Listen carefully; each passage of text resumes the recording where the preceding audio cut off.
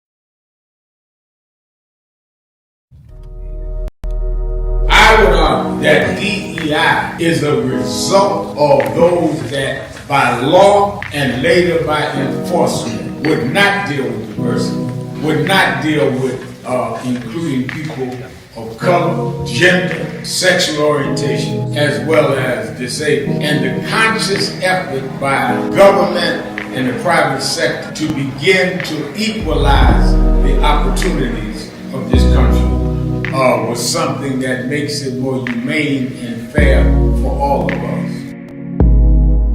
To DEI diversify, is not based on the lack of merit. We could not show our merit because we were excluded.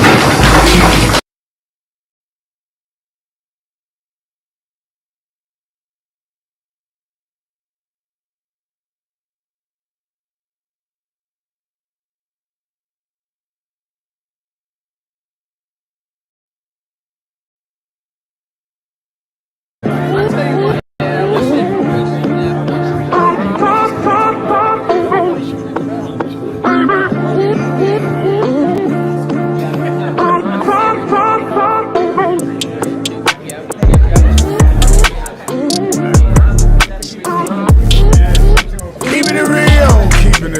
I'm your host, Reverend Sharpton, and we're back. 1-877-532-5797. 1-877-532-5797. And you can go to our live stream on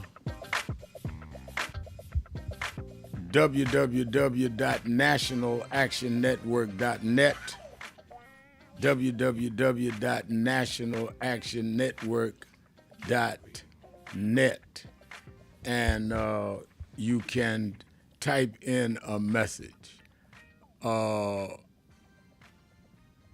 think I will get to all the messages and all of the live stream. Let me say by way of announcements, to make sure tomorrow you watch Politics Nation with Al Sharpton. It'll be live. I'll be live. It'll be my 14th anniversary, and but I'm going to be dealing with the issues. I'm going to do a synopsis of the 14-year, but it won't be just that. I'll be dealing with the issues. I'm going to have on two of the congressmen from Chicago about the president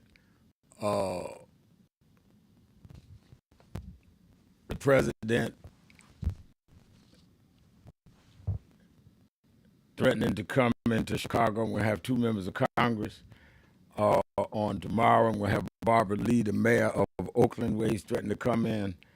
I'm going to deal with this whole CDC, where they Robert Kennedy Jr. is firing people that won't deal with vaccination. And I'm going to have someone from the Lawyers Committee on civil rights deal with the legalities of what they're trying to do with the governor and the Fed. Then on Sunday, I'm going to have the mayor of Chicago as well as another congressperson. And I'm going to deal with many of the anniversary issues around Hurricane Katrina. I was in Katrina 20 years ago, and I'll never forget when they brought the bridge, closed the bridge, when people were running out of New Orleans, and they had the troopers there blocked them from coming into the suburban areas. I'm going to talk about all that happened 20 years ago. So make sure that you watch Politics Nation Saturday and Sunday at 5 p.m. Eastern Time on MSNBC. Then, of course, you that are in the New York, New Jersey, Connecticut area, make sure you're at the Saturday Action Rally. Any of you that are visiting New York can come be with us 9 a.m. to 11 a.m. at the House of Justice, 145th Street and Lenox Avenue in the village of Harlem. And I'll be there looking for you. We can't have a great march like we had and not follow up and go forward. I'm going to lay out the agenda going forward, certainly the next steps on what we are doing. And, of course, we are looking for all of you that cannot be in New York tomorrow or that are not in the New York area. You can watch it live on Impact Television or on www.nationalactionnetwork.net. And I think that it is important you do that. Let me go to the live stream. Nicola DeMarco from Tacoma, Washington says, we the live stream coverage of the Strike March on Wall Street. It was resounding. We put our voices together for justice. Thank you for your leadership. And I thank you for that. Then I saw somebody else. I was trying to get their names. I can say it on the radio. Said something about so they wanted some food. We paid for the buses. I certainly didn't make no money to feed folks too. I thought people was going as they rode stop and eat themselves, but I'm not going to get into no petty.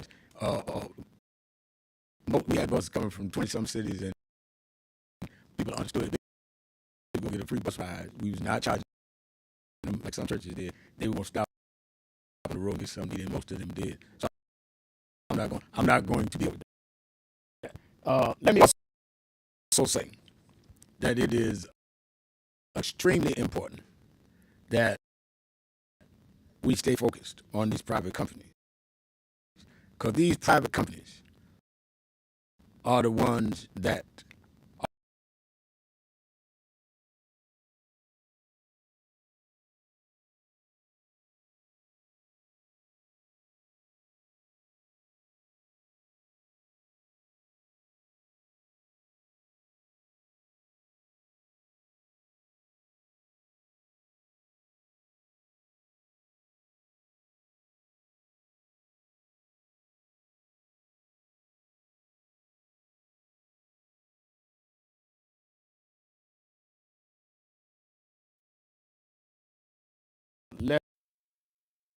let's go to let's start in Chicago. I love to begin and end the week with my dear friend, Miss Eunice in Chicago. Good afternoon. How you doing, Miss Good Eunice? afternoon, Reb. How are you? I'm fine. How are you? I'm doing well, and God bless you. I'm glad the march was a success. And you know, Reb, I'm just thinking about this Robert Kennedy. He needs to go. He's not dealing with the full deck. Yeah. God forbid if we should have a crisis like COVID. He is no doctor or scientist, yet he's firing people. So I don't know where do we go from here. And something is seriously wrong with Trump. His ego is of such that he has to have the last word on everything. And that's why you have advisors that will tell you what's right and not what you want to hear. And he's spending money like another drunken sailor also, and playing golf and having these praise meetings with his cabinet. I just don't know the answer. Can you figure out anything? No, I other than, like you said, something's wrong with him, and I think that we're dealing with a narcissist. We're dealing with a bigot. You know, they're talking about now returning the statue of Robert E. Lee in military places. So, Miss Eunice, this guy, I don't know how many times he got to let us know that he's a bigot. And we need to deal with him straight up, which is why we need to ask those that are the beneficiaries of our consumer dollars, why should we keep spending money with you if you're going to finance bigotry? It's just that simple. And for the love of me, Reverend, I don't know. We have some women here in Chicago that's supporting him, and also men. That's one thing. I'm like Fannie Lou Hamer. I'm sick and tired of being sick and tired. Yeah. And I will continue to say, Mary Trump told us, and it fell on deaf ears. And thank you, and you have a great weekend. And you as well have a great weekend. And I'll be live Monday on Labor Day, so you can call in Monday and start off the week. Let's take a break. We'll be right back. I think we got the audio issue straight on live stream, so I'm reading our live stream. Janet overall said RFK shouldn't have been confirmed, which is why I don't understand why we are not all over the Republicans in the Senate that put this man in the first place. Insane. And Dwayne Brown saying, good afternoon, Rev. The powers that be are trying to sabotage your show with audio interference. We got it straightened out. Let's not be so negative. We're going to turn other people off. You can't expect that we ain't going to have some problems. So rather than spook everybody, let's get through the problems and keep going. You can hear me now. Let's take a break. Be right back. Keep it real. Sharpton, XL Friday. Be right back. Thank you for joining us for Weekdays Live with Reverend Al Sharpton. Take the time to share this broadcast right now. Tell your friends it's time to keep it real with Reverend Al. Comment your questions now in the chat or call Reverend Al Sharpton directly on air at 877-532-5797. Now stay tuned for Reverend Al.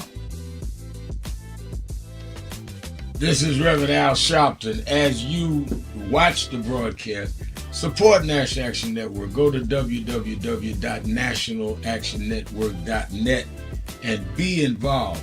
You can join, take your membership right online, www.nationalactionnetwork.net. Getting ready to start the program, but we need you to be part of the movement.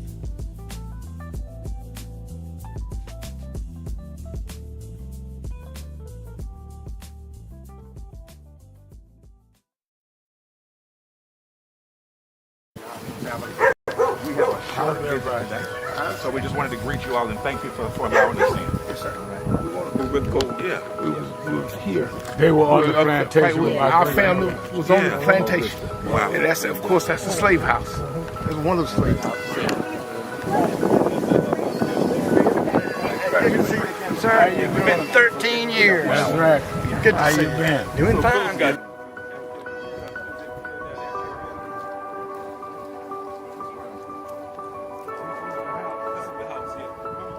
Right, last time. And we, Alexander Shaw.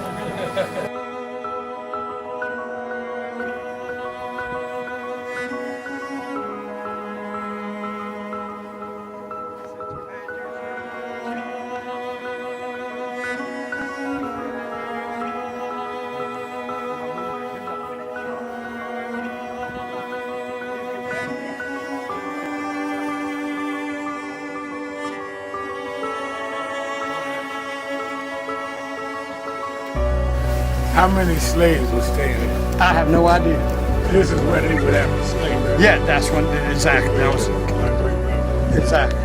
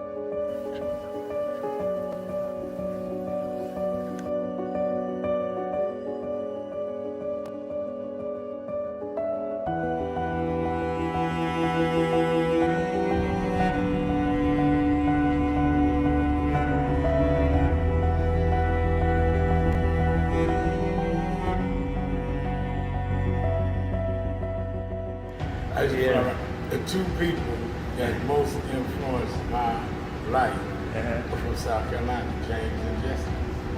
Jesse right up the road with me. I went over his mother's funeral. Jesse walked me to my mother's casket. Wow. From South Carolina. That's the balance of my life, James and Jesse. Yeah. Civil rights, shoulders. But also where your people come too. Literally. Yeah, right. And when I knew Jesse was from James, I started president. Yeah. And James had died before I knew about it in South Carolina. Oh, really? Yeah. James died December 25th. He died Christmas Day, 06. And they came to do the story for February of 07. They came to me in January. His daughter swear that was his daddy and helped him push the information out. Wow. And I called Jesse and told him, you know that my great-grandfather was a slave about 45, because Greenville right up to I-20. He said, I told you we was connected. That's why you got to listen to me. But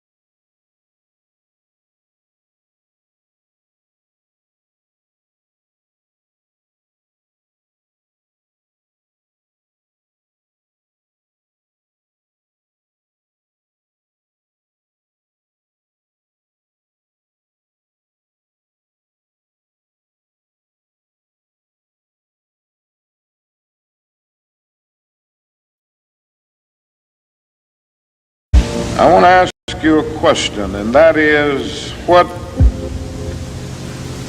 is in your life's blueprint?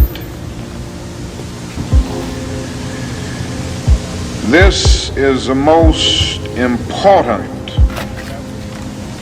and crucial period of your lives, for what you do now and what you decide now at this age may well determine which way your life shall go. And whenever a building is constructed, you usually have an architect who draws a blueprint. And that blueprint serves as the pattern.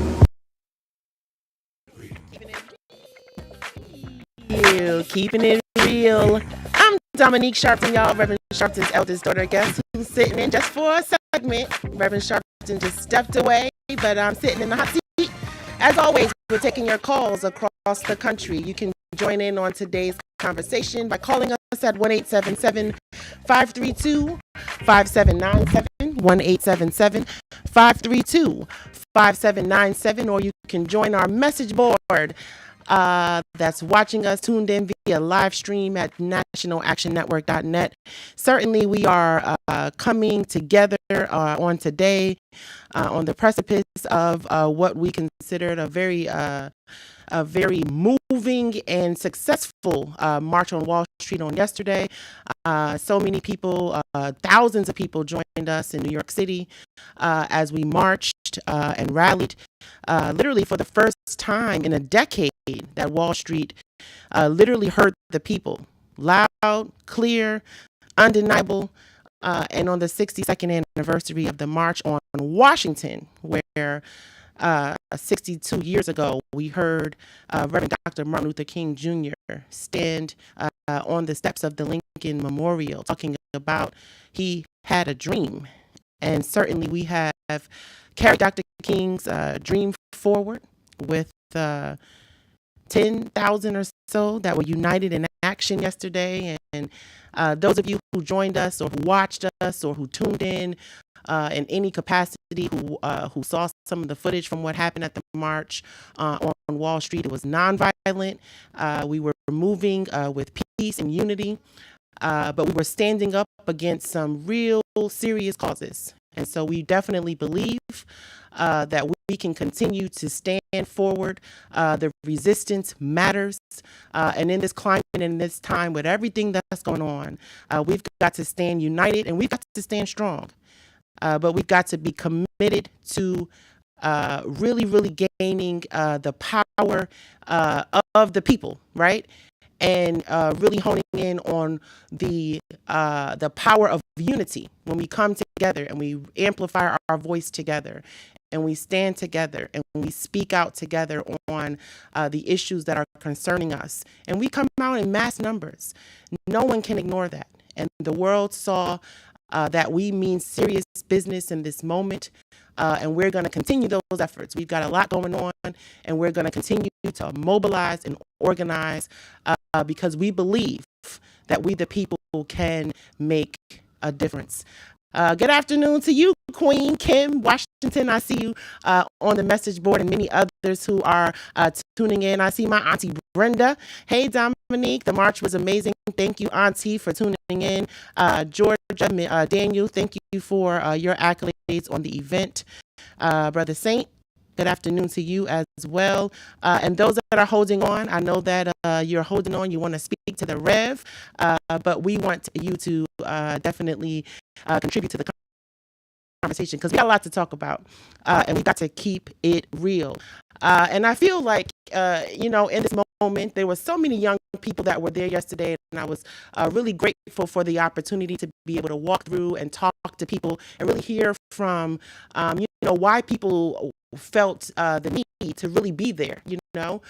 People are sharing their stories about receiving and dealing with some of the ramifications of the aftermath of some of the things that the administration has been bestowing upon us, from people talking about how their health care benefits have escalated in the past couple of months. At one point, they were paying, one amount, and now they have to pay, and they got an egregious increase that they now have to pay in terms of their health care and access to the medication that they need. They were talking about that.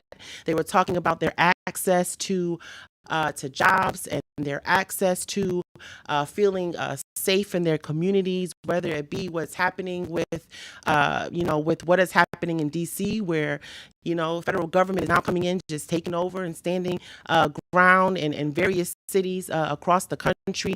People want to feel safe, but they want to feel motivated. They want to feel empowered, not only empowered to do things that they need to do, but we want to feel empowered financially. And so economic empowerment is very important in this, and to talk about in this moment, and how we are getting access to the jobs and access to the equity that we deserve, and what that looks like. And it doesn't matter what our skin color looks like. It should matter that we all make a difference, and we all matter when it comes to really defining what this country looks like in this moment. And so it was really, really, really, to me, a riveting moment to just walk through the crowd and talk to a lot of young people who were there, people who, got on buses from all the way from Florida, who rode from various cities and states across the country to come to New York to really make a stand. And that stand makes a difference.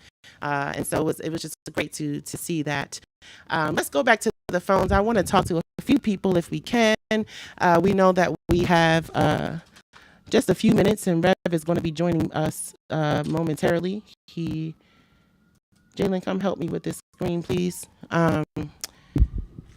Stepped away for a moment, and we know that Rev's voice is very relevant in this moment, and so we are always grateful for the opportunity that he has to be able to speak truth to power in any moment, as we know that his voice is valuable, and we appreciate Rev being unapologetic, right, in his stance and in his and what he believes, and not backing down from that ever.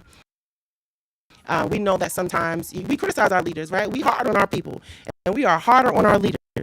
But it really does take a certain tenacity and commitment, and we see that from Rev every day, and I see it even more being one of his offspring.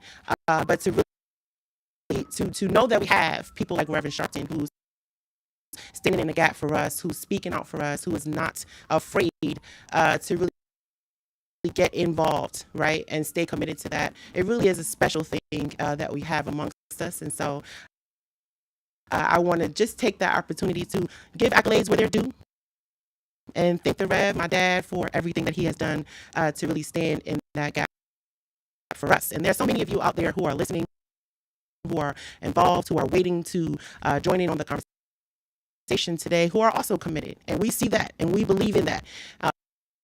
And so we thank you for your commitment, and for also being willing to take that stance with all of us. All right. Oh, yes. And somebody is saying they saw that Ashley Sharpton also spoke. My sister did a great job introducing her father yesterday, and we heard from Martin Luther King III and Andrea Waters King, who are, of course, the offspring to Reverend Dr. Martin Luther King Jr., and they talked about, in this moment, how important it is to continue to, raise that mantle, and not only of excellence, but to continue raising that mantle to fight for justice. Rev is back, so I'm going to jump on up and let him sit on down. It's been a pleasure, as always, sharing with y'all and speaking with y'all. Keep it real. All right. Thank you, Dominique. As I ran in to do a part on MSNBC, it appears that, and I like some exhaling on this, that they have found the gun, or what they feel is the gun that killed Emmett Till in 1955. And there are those that are objecting to it. And they wanted my comment on it, and I'll deal with it again on Politics Nation. I think the irony of it, and the insult, if something ironic can be insulting, is that the Trump administration announced yesterday that it is going to restore Robert E. Lee, the Confederate general, statue at military operations. So let me get this right.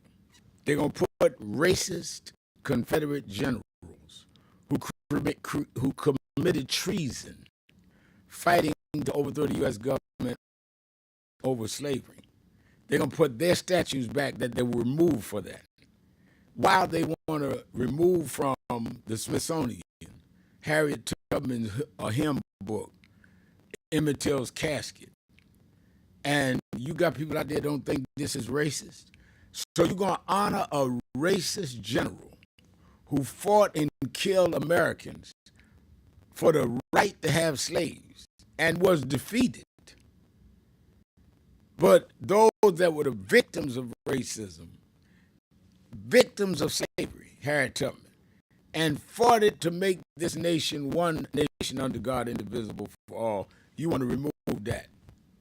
And you wonder why we marching on Wall Street and any other street we need to? You wonder why I'm saying you got to vote? I think we need to stop playing games, because these people are not playing games with us. In broad daylight, they're going to tell you in your face that we're going to strip your museum of Harriet Tubman, but we're going to erect the general.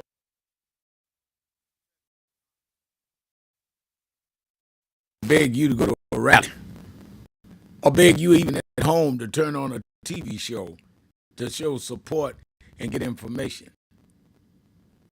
And you call yourself thoughtful, intelligent? Well, let's see how you spend your time. That'll tell us how thoughtful you are.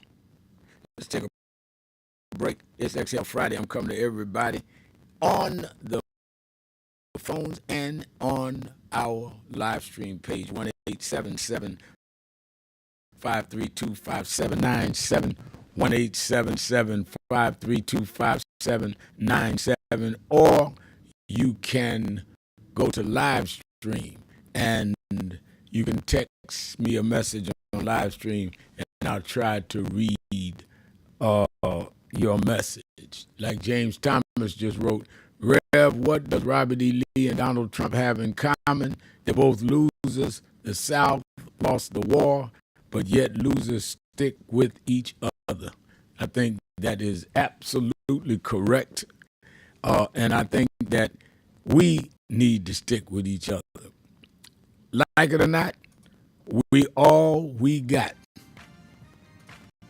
Like it or not, we all we got. That's why I'm so appreciative to the thousands that came to New York. Some rode for hours because they're the vanguard of what's going to change this country back where it needs to be.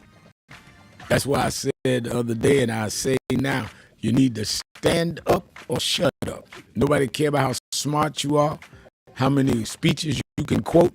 If you don't put yourself on the line, you don't deserve to quote folks that did. Let's take a break. Be right back. Keep it at Rick Sharpton right after this.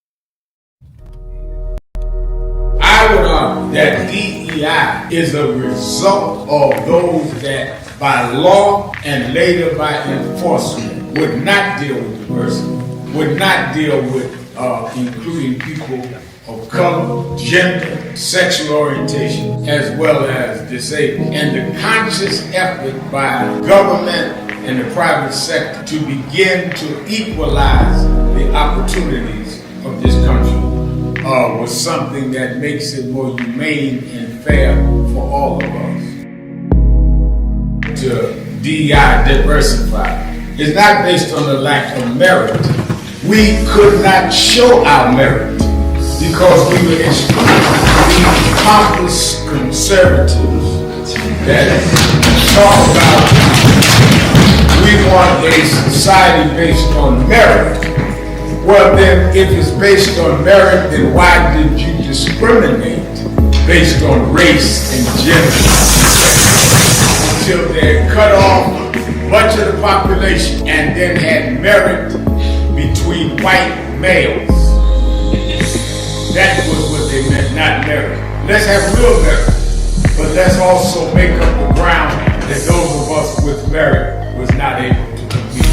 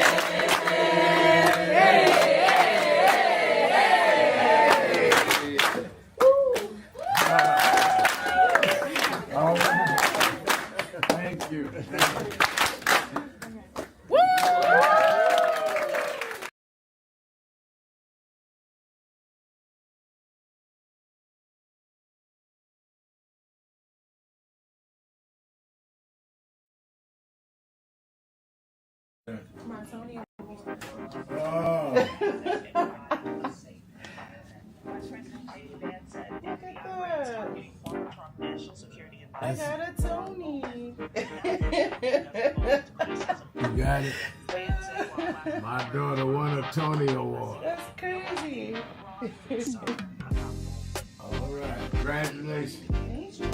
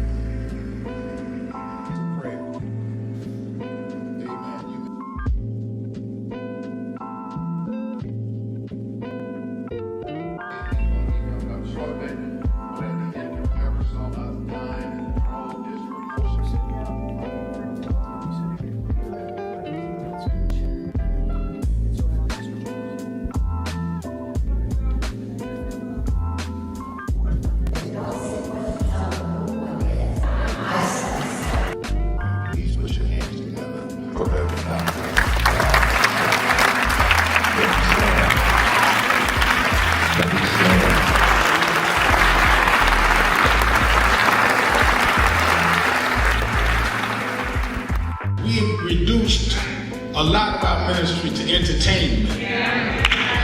Or who can hoop the loudest, who can run around the pulpit more, or who got the dresses fancy, and don't deal with the ministry. Jesus healed more people than he preached to. Because there is in the healing your message. They followed Jesus because he healed a woman with the issue of blood. They followed Jesus because Jesus saw a blind man named Bartimaeus.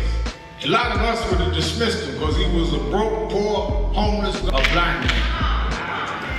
How you know he was broke, Reverend? Because they say he was begging. But he understood what he was doing because he heard that Jesus was passing by. And when Jesus got close enough, he said, Jesus, son of David, come see about me. They kept telling Jesus, let's go, look, we got a schedule, we got people to see. He said it again, Jesus, son of David, come see about me. And when he did it the third time, Jesus stopped and went and healed the blind man. Now, what I get out of that scripture, Bishop Daughtry, is that the blind man told Jesus, if you are who you say you are, you're going to stop and see me. Yes, sir. And if you stop and see me, you will confirm who you are. Yeah. But when we are pastoring and leading in communities with bad health, we cannot be the followers and representatives of Jesus and walk by people that are sick and we not be part of making them well.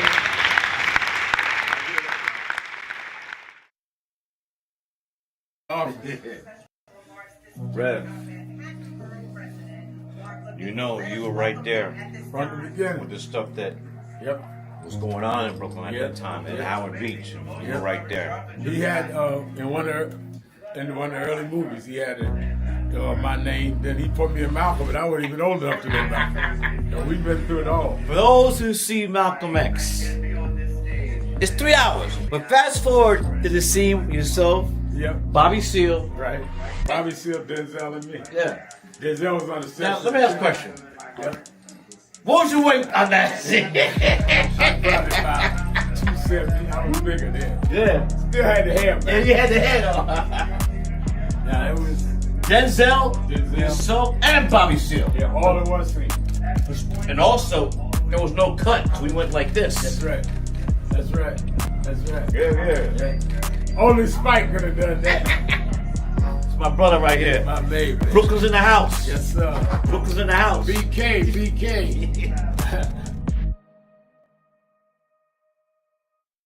For 90 days, they're going to do a study of what companies have pulled out of DI and what companies have a small margin of profit. And we in 90 days are going to announce the 2 companies that we're going after. And we're going to ask everybody in this country, black, white, brown, gay, straight, woman, trans, don't buy where you are not respected. Donald Trump can't make us buy your stuff. The Senate can't make us buy your stuff. In the name of Dr. King, we're going to do what Dr. King did. Trump tweeted the other week, I'm a con man. Don't call me the coin man. I'm going to stop the coins from dropping in the wrong place.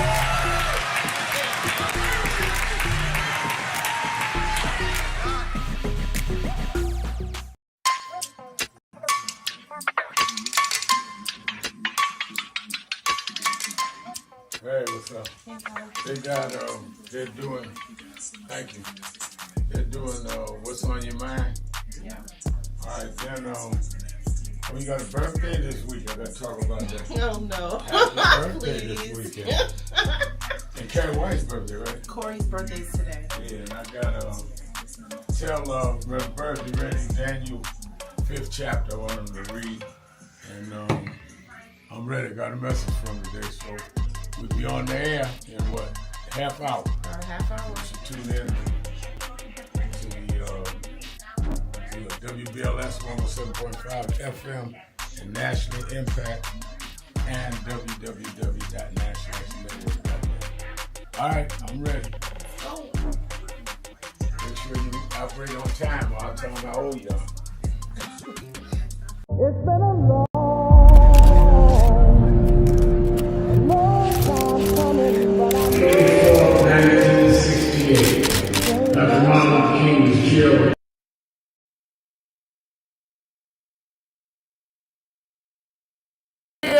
Keeping it real.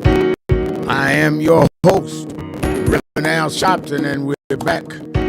1-877-532-5797. 1-877-532-5797. Laurie Parks, extraordinary activist, said, "Good afternoon, everyone. Thank you, Reverend Al, televising on NAN YouTube page site, along with Roland Martin televising on the Black Star Network, the March on Wall Street yesterday. You were a major part of that. Thank you, Laurie, for your comment. Let's go to Mama D in Chicago. Mama D. Well, y'all, greetings. I have, y'all got driving. I have a low battery here and don't have my phone charged. But congratulations on yesterday. Thank you. The Chicago City Council and Mayor Brandon Johnson proclaimed August 28th as Mamie and L.T. Rose Day in Chicago. And they pay tribute to her an honorary street name. Mamie was the mother, for you that don't know, of Emmett Till, who was killed on August 28, 1955. Absolutely. She was the mother. She was a Chicago school teacher. She coined the phrase, the movement, and that decision to have the open casket changed American history and galvanized the American civil rights renaissance of the 1960s. Now, Emmett Till Road is the longest strip of honorary naming in Chicago, and it's the first ever to be named after a child. So, but we couldn't go past Kitsy in 1991 when Miss Rosa Parks spoke at the street designation for Emmett, and she said that it was what happened to Emmett that gave her the courage to do what she did. That's right. Also, Michael Dyson, he was one of the speakers at the street designation also. Yeah, Michael Dyson was at the march yesterday. He spoke at the march here on Wall Street yesterday. Right, and he was a grad student. He had not married Marcia Dyson at the time in 1991 when he spoke at the street designation for Emmett. Now, yesterday,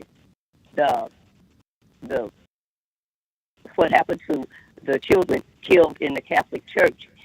4 girls, age 11 to 14, was bombed in a Baptist church, and the anniversary of that is coming up on the 15th. Now, I remember Mrs. Till Mosley telling me that she felt that the whole nation was grieving with her. And I think that she would like a national day of mourning for all the today's Rachel weeping for their children. And I think we should challenge the president to make it a national day for the children. What do you think? Thank you for your call. Well, wait a minute. I want to ask you a question. I think you make a good point. It should be a day for the children. August 28th is significant because it was the slaying, the lynching of Emmett Till, and then in '63 it was the March on Washington. And right after the March on Washington, they blew up the Birmingham Church, 16th Street Baptist Church. I think these stories have to be told. But let me ask you this, Mama T. How do we raise the racist contradiction that will not want to bring these things back? They are removing Harriet Tubman's hymn book from the Smithsonian. They want to remove Emmett Till's casket from the Smithsonian on the orders of President Trump.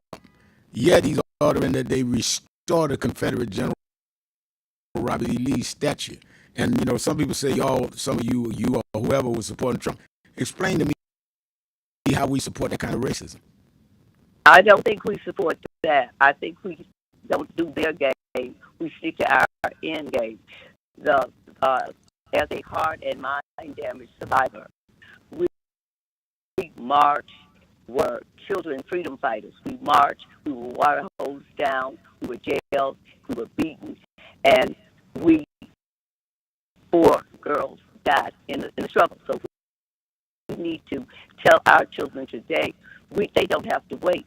They can put Mamie Till Mobley and Emmett together on a United States postage stamp and put the 4 girls together on a United States I don't disagree with that, but that's not what I asked you. I asked you, how do y'all support Trump when Trump is removing the casket? We don't support so that's Trump. not true that you supported Trump?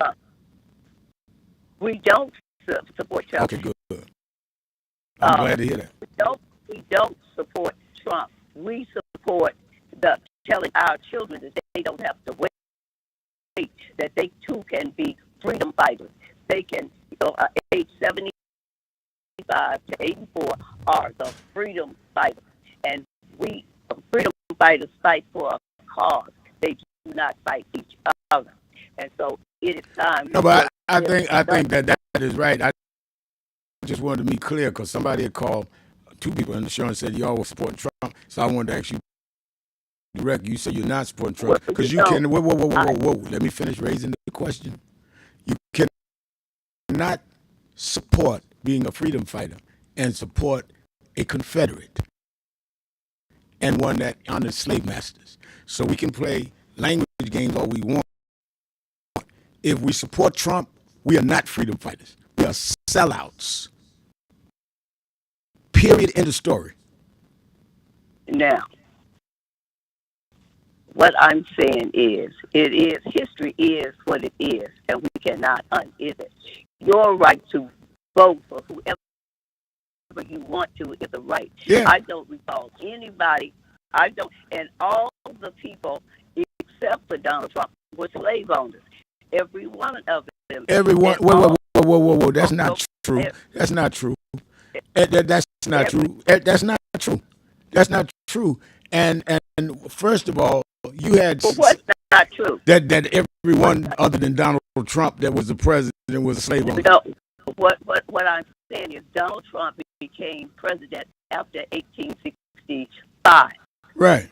The people up to that time were slave owners. Right. Owners. Right. That's what I'm saying. Well, what that got to do with you voting for Trump? What that doesn't have anything to do with who I voted for. I said nobody was in the voting booth with me. And I agree with that. What I'm saying, though, you said you can vote for whoever you want. You said you can vote for whoever. Wait a minute, Mama D. You said you can vote for, because I've been waiting for you to call. I haven't heard in a long time. And these people said this, and I want to get clarity, because me and you talked down through the year. You can vote for whoever you want. That is absolutely right. And that is what you said. But I'm saying if you vote for a bigot and a racist, who Donald Trump is, then you cannot say you're a freedom fighter. That's what I'm saying. And what I'm saying is your work, not your words, make you a freedom fighter. I've been a freedom Your work is who you vote for. Part of who you work for, wait a minute, part of who you vote for is your work. You can't separate your vote from your work.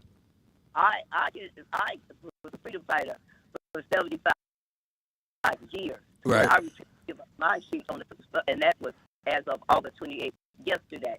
All right, let me tell you something. I've been in the civil rights movement, been to jail, all kind of stuff, stabbed since I was 12. If I voted for Donald Trump, I'm a sellout. I don't care what we've done. It's what you do. You don't win the race till you cross the finish line. You don't talk about how fast you ran and conked out at the end. Thank you for your call. I just wanted to get clarity from you, and I think you cleared it up. We'll be right back. Keep it real. That's what I do. Sharpton. That's my name. Be right back. Keep it real.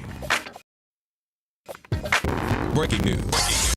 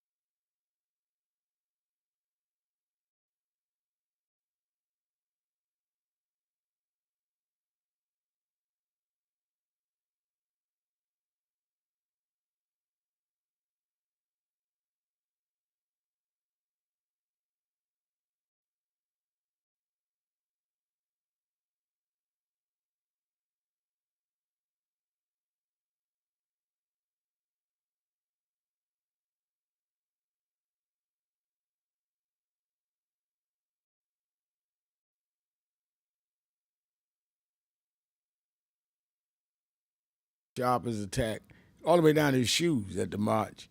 So any of y'all that be complaining that was wearing sneakers or tennis shoes, he marched in sharp pink shoes, pink suit, pink tie, and didn't break a sweat. The captain, keeping it real with Al Sharpton. Y'all got the captain? Good afternoon, Governor Sharpton. How you feeling today? I'm good. You was sharp yesterday, but you was here all the way from Seattle, Washington. Well, I get that off of Politics Nation on the weekend. You didn't know it. Before I get to what I really want to talk about, Mama D did vote for Trump. A few years ago, or a few months, however long it was ago, you questioned her about it. And she jumped around the subject after other folk had called in, and she admitted in so many words that she did vote for Trump. Now, how can you be a freedom fighter, pick that term up from Warren Valentine, and then turn around and support the worst man that ever walked the face of the earth? You explain that to me. You perpetrating, all right? You provocateuring, as the way Chris Bennett would call it in Seattle. You are not for us. You are against us. She would have been over there with that guy with that Make America Great flag yesterday that tried to disrupt our march. Yeah. She would have been supporting him. Okay? And that's why. And it was only one guy. It's about thousands of us. One guy gonna come with a mag. I said ignore him. He can't even get a crowd with him. But go ahead. Well, what got me is when I told the chief of police what he said about you, and the police said that, well, I didn't hear it. I can't do nothing about it. I said, man, you think I flew all night from Seattle, non-stop to here, to come lie on this man? And you see this? Well, we deal with him about 50 times a year. I said, well, look what he done did. He's escalating because you guys ain't taking no action. That's the problem. Right. Well, anyway, that's in the past. Let's deal with the present and look to the future. Now, it's very important that we allow the fire to burn deep into us. If I can fly from Seattle and get busy in this march, those that are listening, you can do something too in your community. I am more than determined now to get my chapter started in Seattle. And those of you who know me, I need your help. Win, lose, or draw, like me or don't like me, I need your help because Trump is trying to take us way back. And if we don't stand up and fight this man, it's going to be hell all the way across the board. And that's real. And that's keeping it real, people throughout the world. See you in the mornings, Dr. Sharpton. I'll be looking for you at the rally. Glad you flew in, made us even stronger. Let me go to Percy Johnson, the labor organizer, activist extraordinaire. He was all the way from Detroit, brought a busload of folk with him. Percy Johnson, you're keeping it real with Al Sharpton. Brother Al. Yes, sir. Good job, man. No, you did. Job. You helped make the good job. You did yours and then some. Yeah, but Brother Al, you are definitely a beacon to show us to how to stay focused, how to stay on target, and to get stuff done, and don't get all bent out with stuff. Don't go. You just keep it moving, man. You know.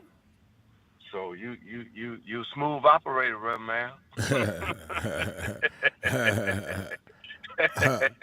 You almost as good as my brother. Yeah, I saw him too at that peak, man. He break the sweat, baby.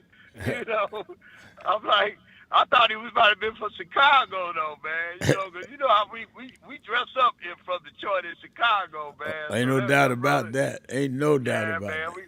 Yeah. But like you said, though, man, you kind of set the bar for us, though, man. The way you be suiting up, man. So you got a bar set for us, man.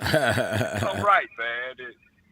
But I want to thank you, man, for y'all letting me, kind of be in the area where I was at, man.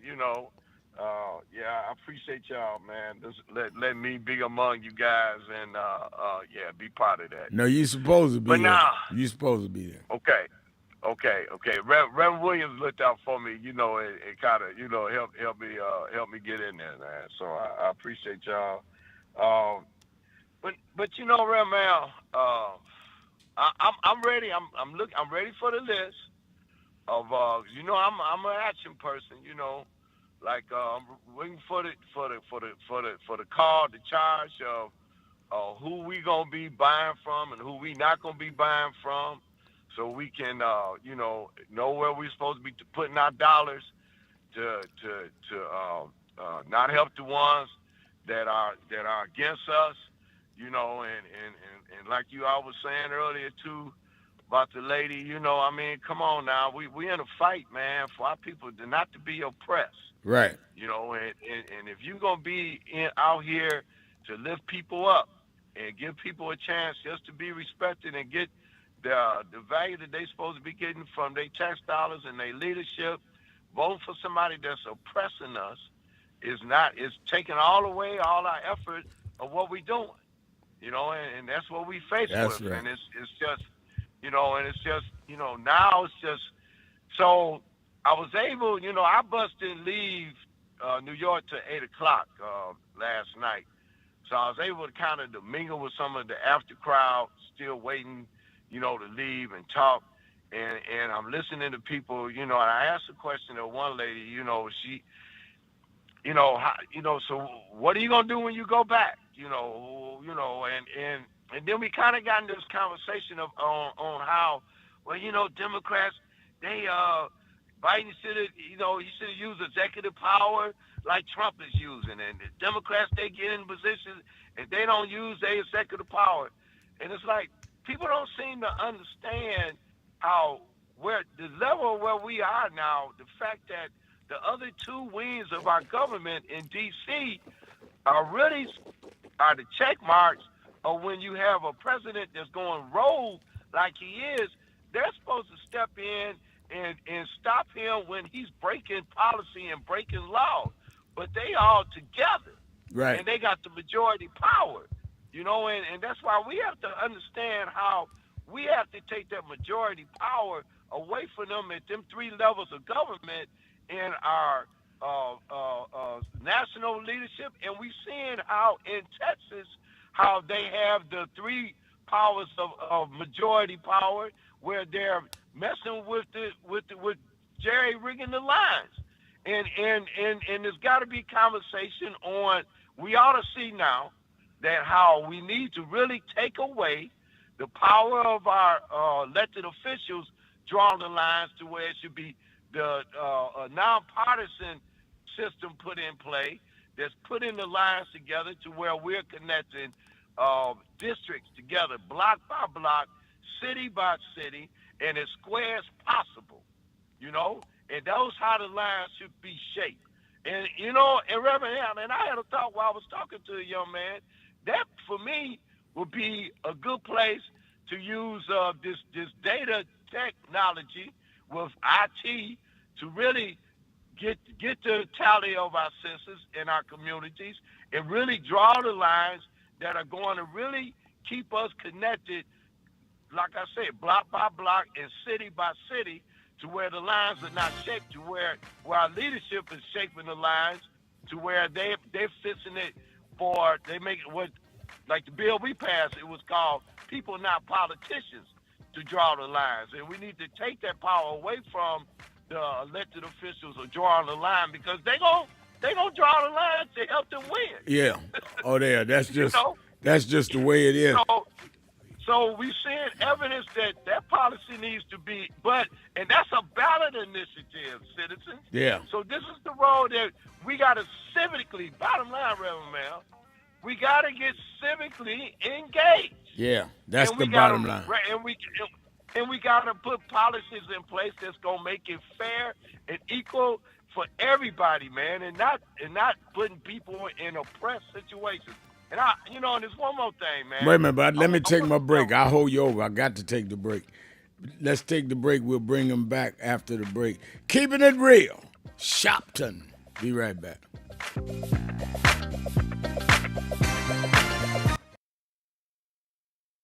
It's been a long time coming, but I know.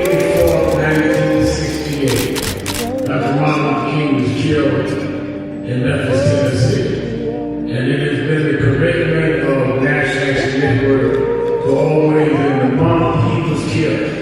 let them know they killed the dream. Because I have a dream today.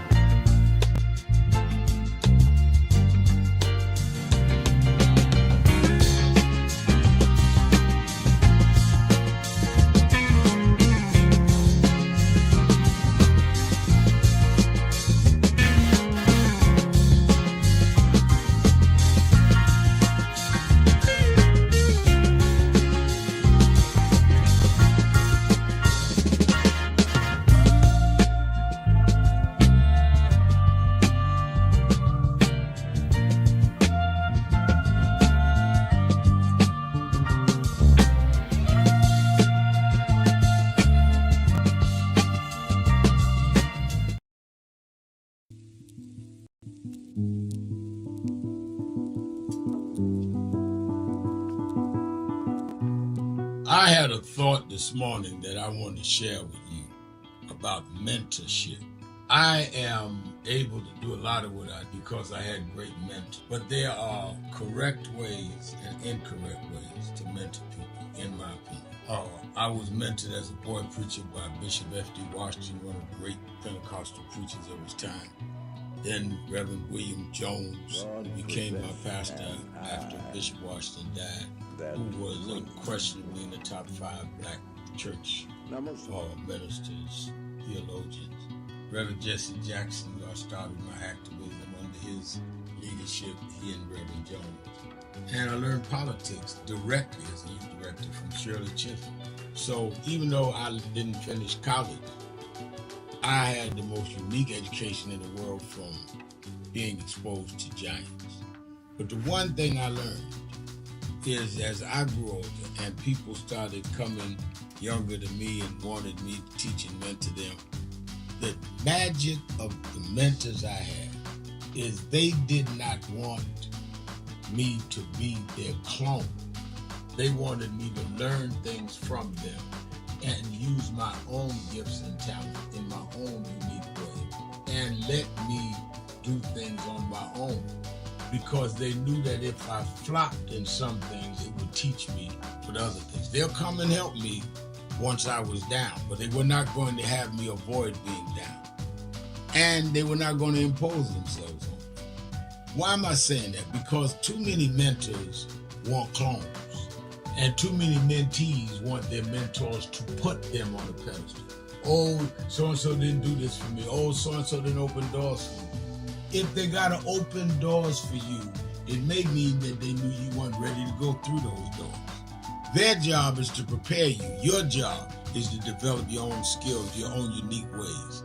And I don't care if it's my daughters, who both have come into their own, or anyone else. I'm not a talent agent. I did not form National Action Network to give people their step up. I formed it to fight for justice for everybody. If talented people get in, it's my job to invest and give them a platform. It's their job to get on the platform and perform and show their ability. Sitting with me today in the office as I talk about is one of my mentees, Reverend Stephen Marshall.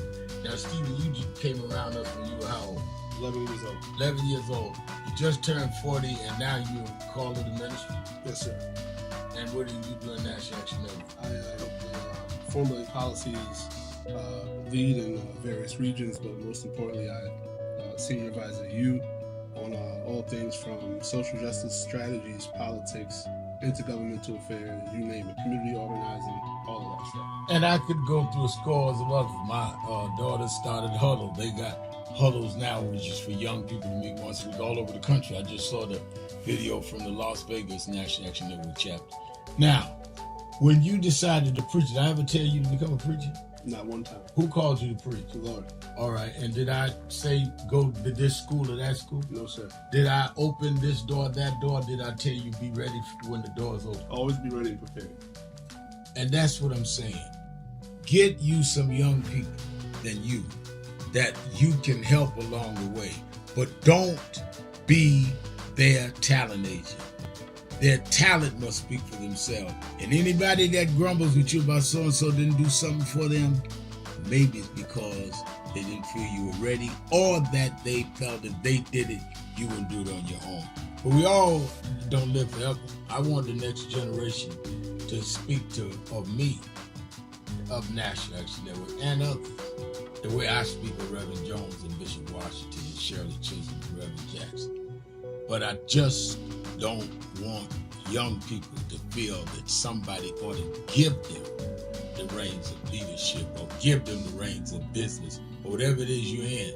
You need to learn from their journey, get the pearls of wisdom from them, but don't have them do for you, because then it means you can't do it for yourself.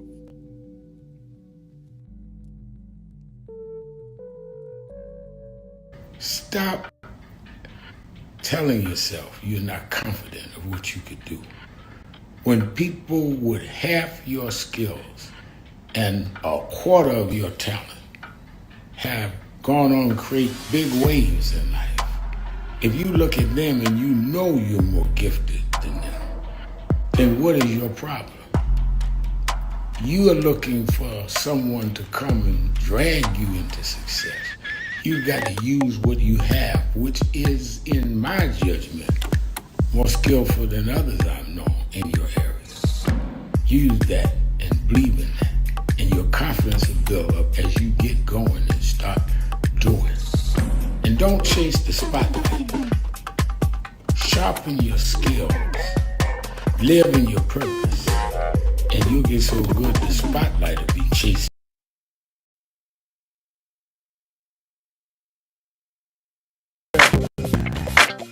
I'm your host, Reverend Sharpton, Reverend Al Sharpton. Let me go back to Percy Johnson in Detroit. Go ahead, Percy. You had one more issue you wanted to raise. Yeah.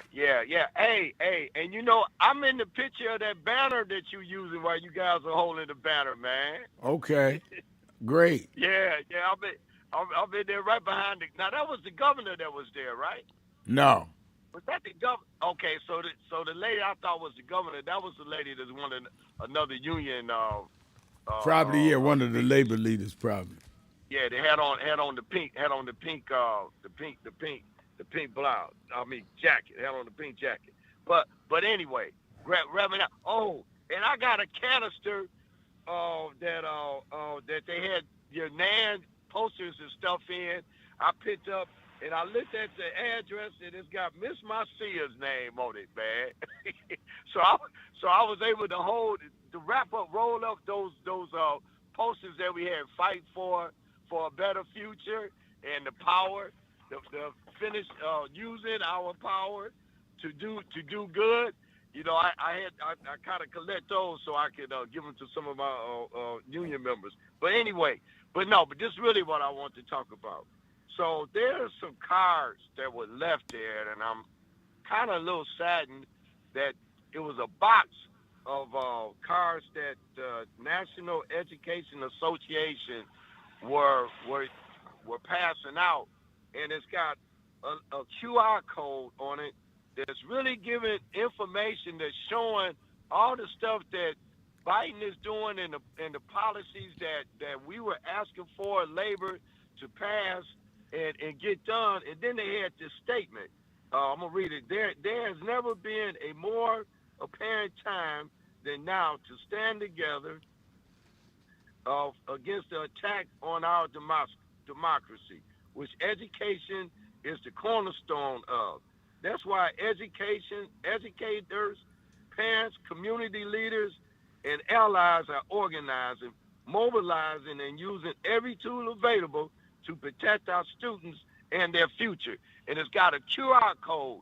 And when you go to that QR code, it's got such a good breakdown of showing, you know, what our labor issues should be and our focus should be to help lift the community up.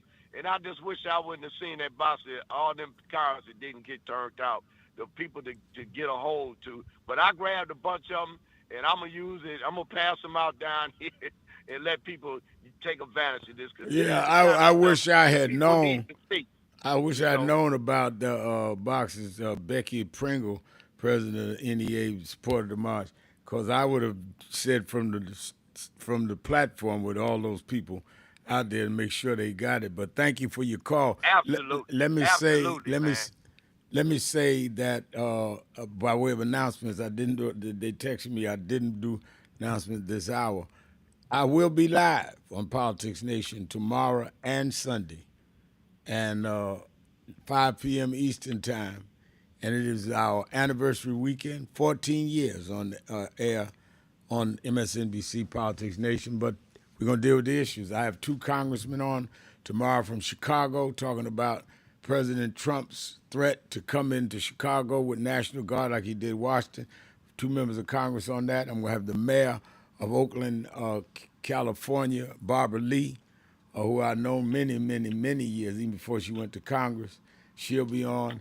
And I'm going to have someone on from the Lawyers Committee for Civil Rights under the law talking about the redistricting and how we've got to fight that. I'm going to have on Sunday the mayor of Chicago, Brandon Johnson, and Congresswoman Robin Kelly and others. So both nights going to be hot, going to be live. Don't think because it's the holiday I won't be on. I will be on, and you need to turn it on. Even if you got guests for the holiday weekend, just turn it on and let me hold them there once you get them there. Let's go to Rick in Germany. Rick, you're keeping it real with Al Sharpton.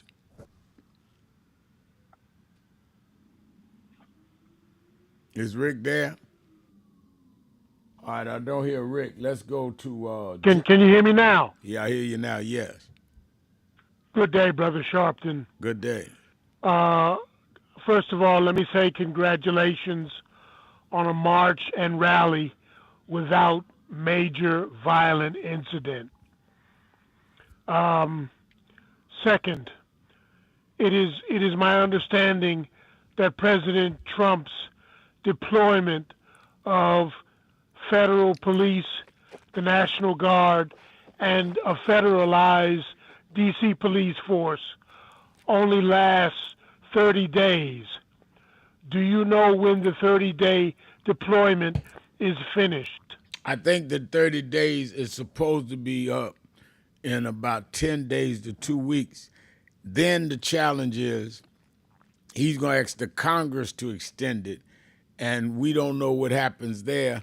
They do have the majority of the House of Representatives Republican, but it's only 4-seat majority. But it runs out in 30 days. Now, he could say, since he's coming with this stuff about they brought crime down where crime was already down, he could say we've already stabilized, we don't need, or he could say we want to transfer them to Chicago. We don't know what he's going to say. But it is up, and you're correct, it's up in about 10 days to 2 weeks. Okay, last but not least, who is Jeanine Pirro to you? Who to me? Nothing. I mean, she's the new U.S. attorney in District of Columbia, federal prosecutor, and she was the DA in Westchester County. I dealt a couple of police brutality cases while she was DA. I just had meetings with her then. Then she went on to Fox News. I haven't talked to Jeanine Pirro in 20 years, maybe. Okay. I would just like to say in closing to my brothers and sisters in Washington, D.C., don't let Trump sucker you into violence there in D.C. Don't let Jeanine Pirro frighten you. I'm done, brother man. All right, thank you for your call. And I think that Rick raises a good point, and I should say it as well, is that I thought it was to have those thousands of people and no violence ought to be congratulated by the people or congratulating the people that participated. They had one heckler. He had a guy that hanging on the side of cowbell,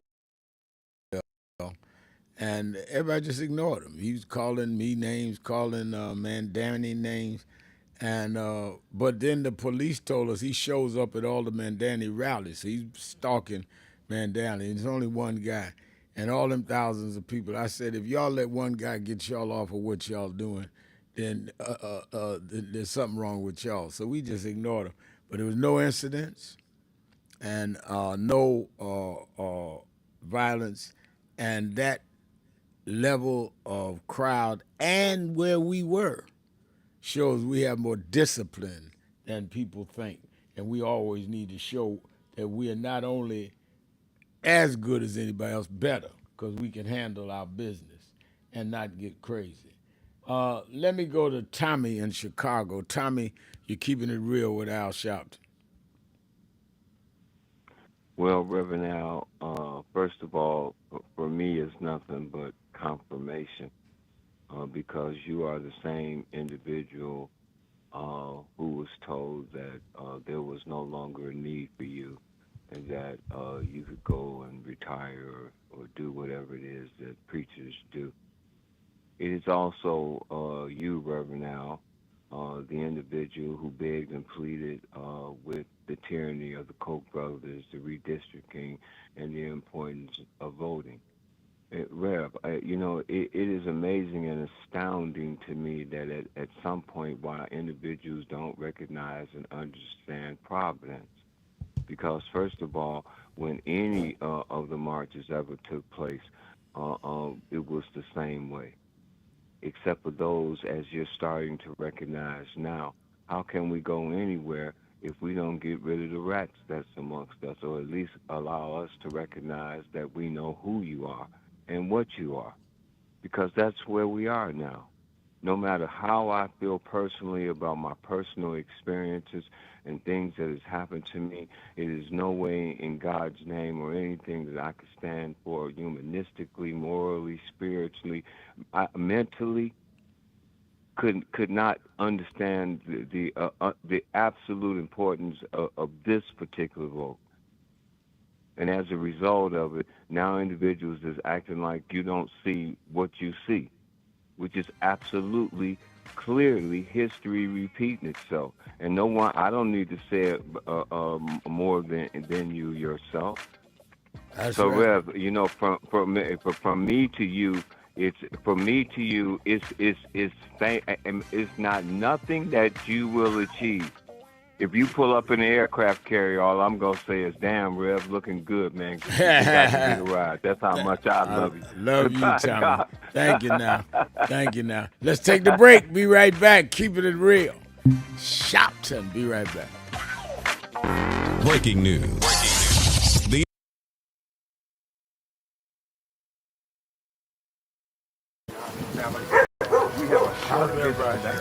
So we just wanted to greet you all and thank you for allowing us in.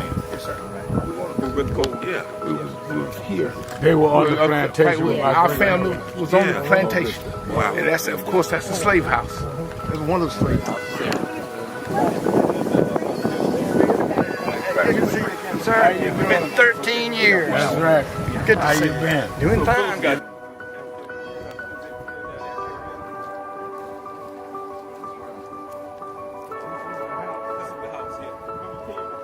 Last time, and we Alexander Sharpton.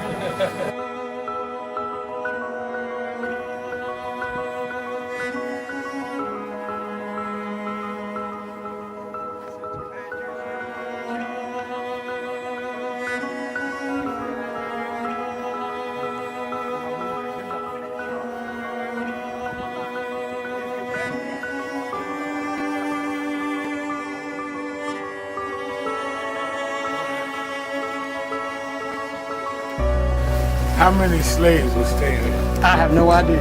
This is where they would have a slave. Right? Yeah, that's when, exactly. That was exactly.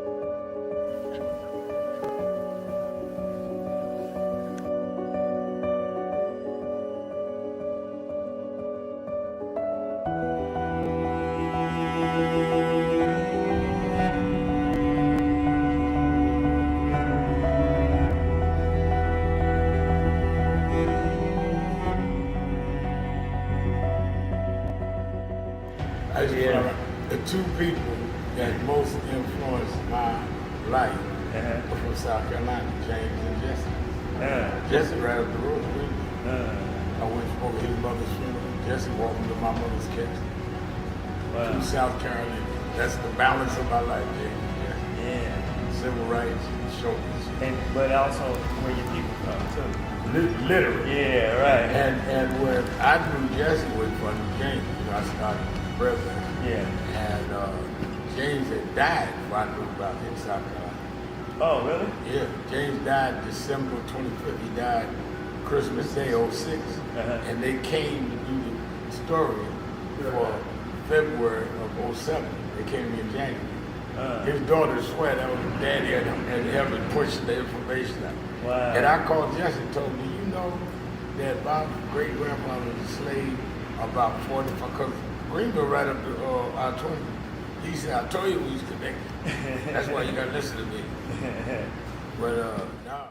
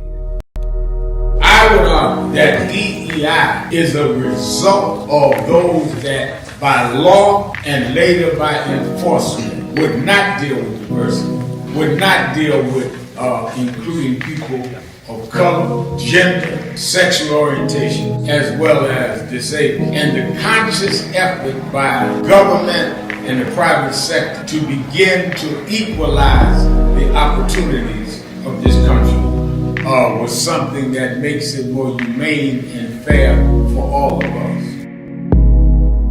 To DEI diversify is not based on the lack of merit. We could not show our merit because we were extremely pompous conservatives that talk about we want a society based on merit. Well then, if it's based on merit, then why did you discriminate based on race and gender?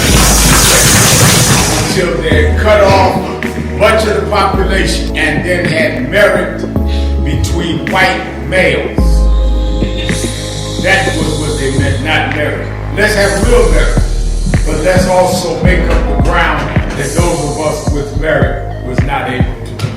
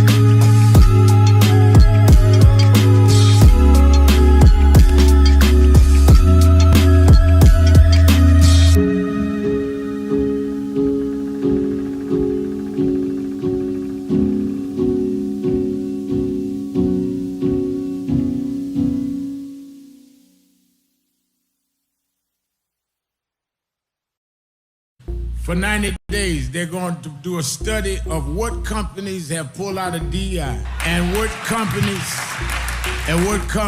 have a small margin of profit. And we in 90 days are going to announce the 2 companies that we're going after. And we're going to ask everybody in this country, black, white, brown, gay, straight, woman, trans, don't buy where you are not respected.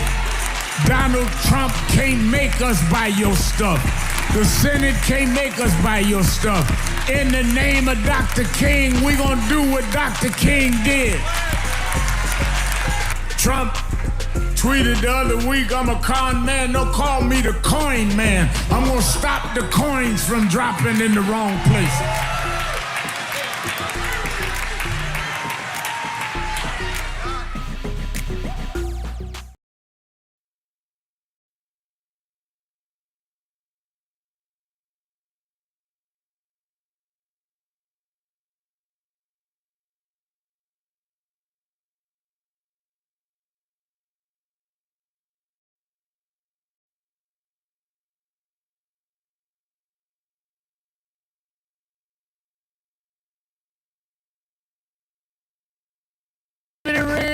Keeping it real. I am your host, Reverend Al Sharpton, 1-877-532-5797, 1-877-532-5797. Don't forget, today, the 29th of August, 20 years ago, is when Hurricane Katrina hit New Orleans. We'll deal with a lot of that on our Politics Nation show this weekend, as well as the fact that it is the 14th anniversary of the airing live show of Politics Nation with Al Sharpton. And a lot has happened in the 20 years in New Orleans. A lot has happened with us in these 14 years. Hosting Politics Nation and continuing to build National Action Network, and 19 years doing Keeping It Real with Al Sharpton. I've been doing this show longer than some folk work on the show is alive. Is she? How old are you? She's 19. She does our live stream and our live stream and on the show. And she's just 19. When she was born, I started doing the show.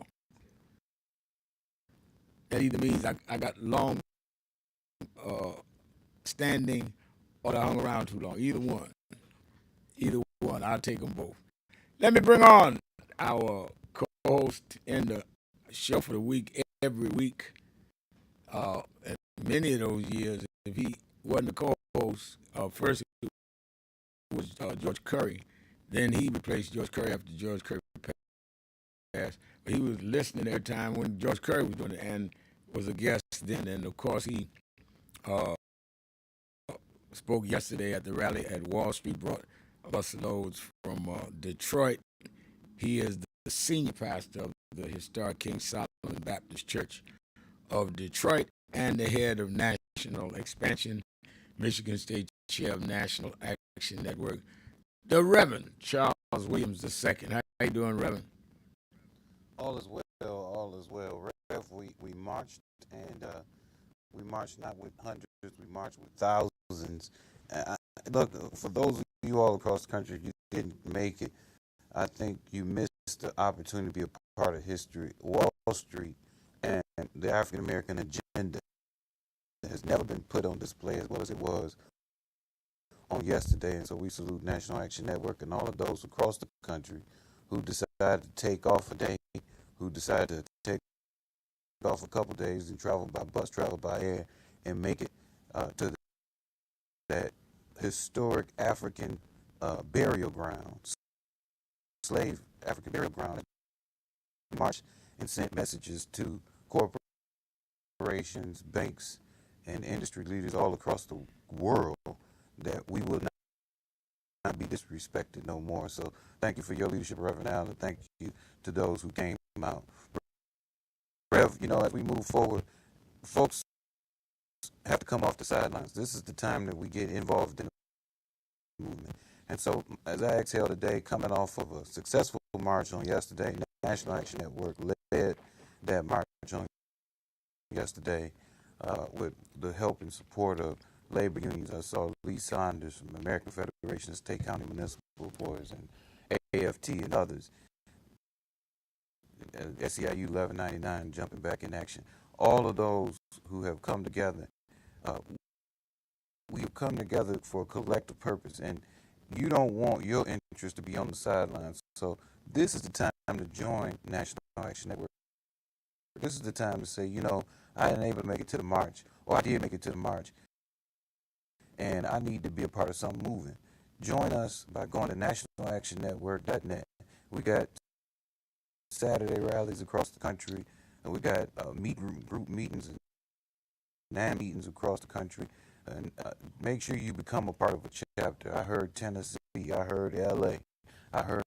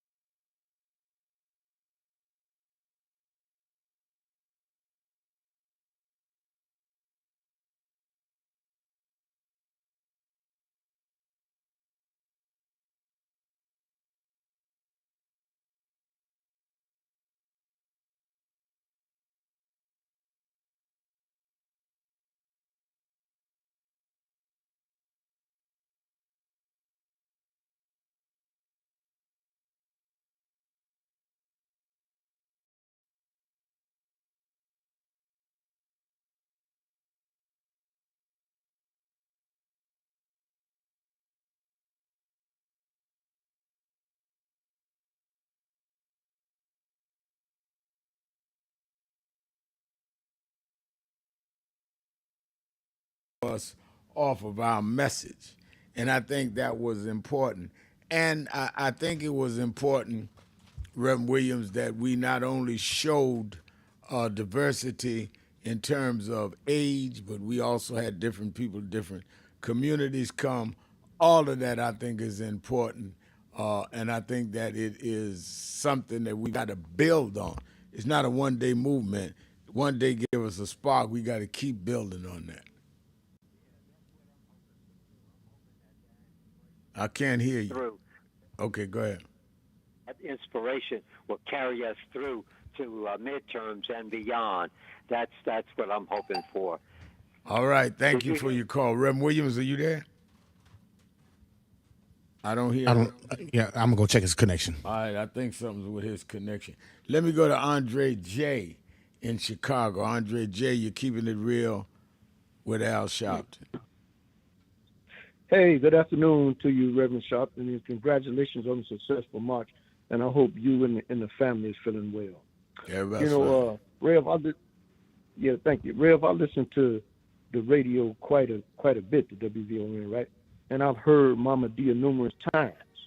See, I do believe that Mama D is right-leaning, and this is what she said. She called the station, and she said that Donald Trump had a right to take out the ad on the Central Park 5. So I've heard her say many things that were right-leaning. And she always say one thing on your station but say something different on another. So I do think that she's right-leaning. If she voted for Trump, I wish she would call and tell us why she voted for him, and did she get what she wanted for her? I think not, because I think his policies is affecting her too. Rev, there was a old saying that we used to hear that says that the revolution will not be televised. Well, it looks like to me that Donald Trump and the white folks is having a revolution. They're having their revolution. And I think it's time, you've been in the revolution for a long time, but it's time for us to have another major revolution just as you did the other day. And we need to petition these big box companies. I remember a time when I would go in the store and I would see Joe Louis milk. I would see pictures of black people on cereal boxes and stuff, black athletes and stuff. So if Donald Trump want to put up Robert E. Lee and these statues and uphold white supremacy, I think that where we spend our money at, I got Reverend Williams back. See pictures of our own on those milk cartons and on those egg cartons and all that stuff.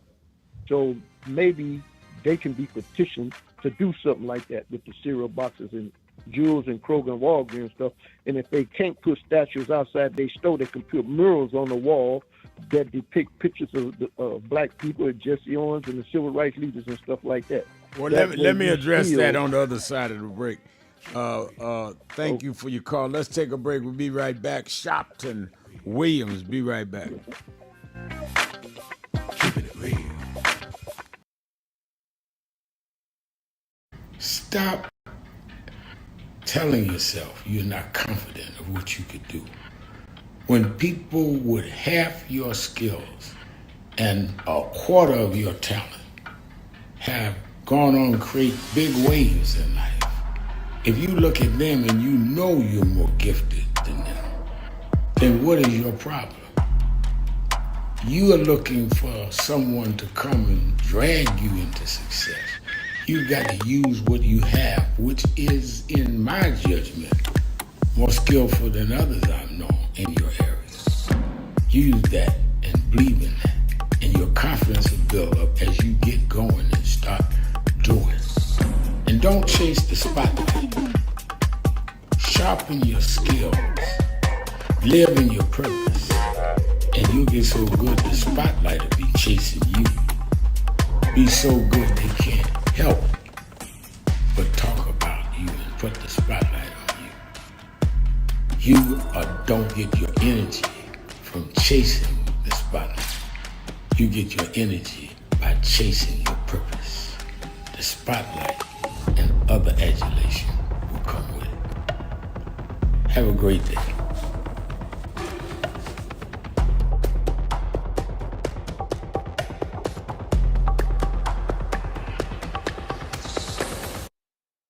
For 90 days, they're going to do a study of what companies have pulled out of DI and what companies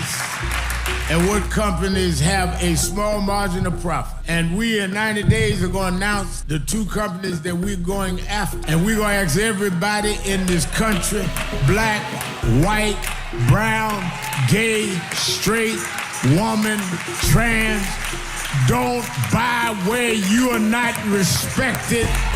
Donald Trump can't make us buy your stuff. The Senate can't make us buy your stuff. In the name of Dr. King, we're going to do what Dr. King did. Trump tweeted the other week, I'm a con man. Don't call me the coin man. I'm going to stop the coins from dropping in the wrong place.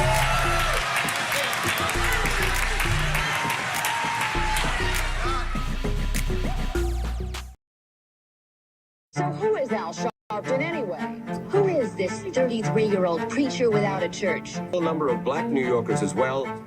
He is little more than a pudgy exhibitionist who can be counted on to show up, bullhorn in hand, at every racial incident.